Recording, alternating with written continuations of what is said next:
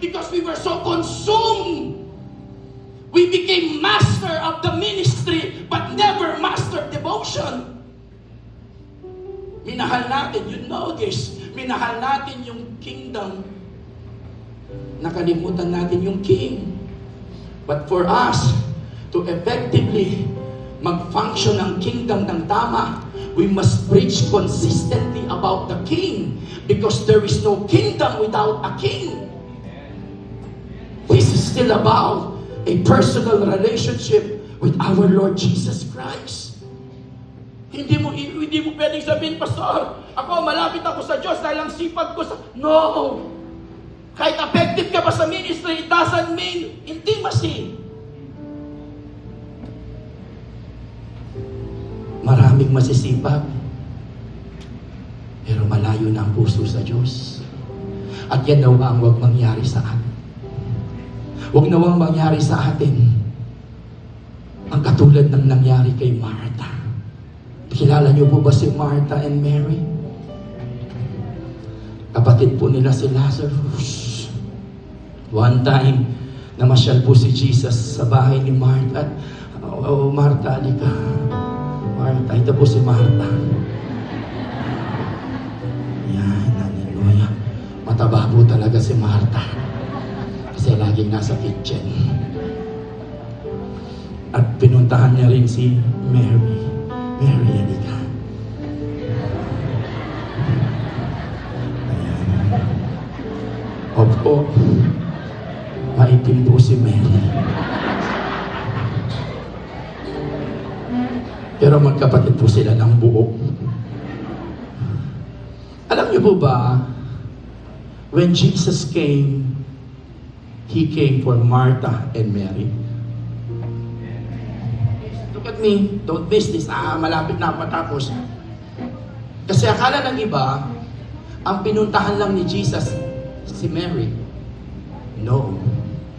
Ang pinuntahan ni Jesus, si Martha at si Mary. Dito, ang pinuntahan ni Jesus, si Martha at si Mary. Oh, wait. Ang pinuntahan ni Jesus, si Martha at si Mary. So meaning, the amount of presence was same with them. Hindi lang si Mary, hindi lang ikaw ang pinuntahan. Kaya naman nag-expand to kasi siya lang. No. Same presence, different response.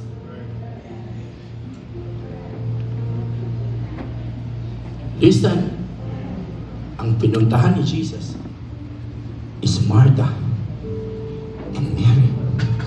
Alam niyo ba? I-google niyo, pag-aralan niyo. Ang ibig sabihin ng pangalang Martha ay mistress.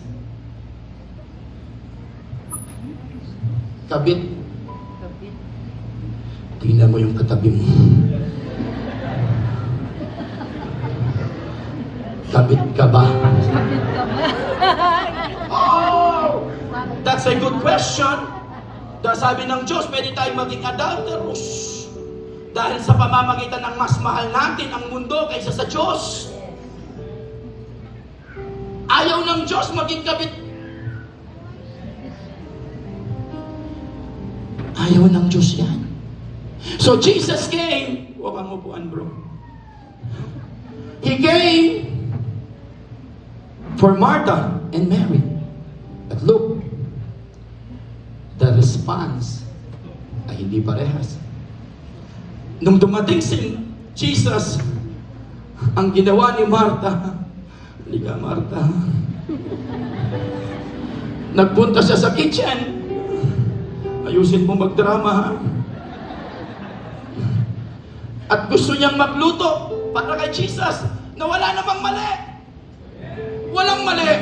We need Martha's kitchen.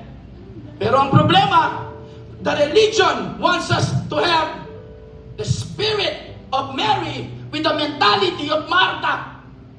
Gusto niya ang relationship natin sa Diyos ay puro trabaho.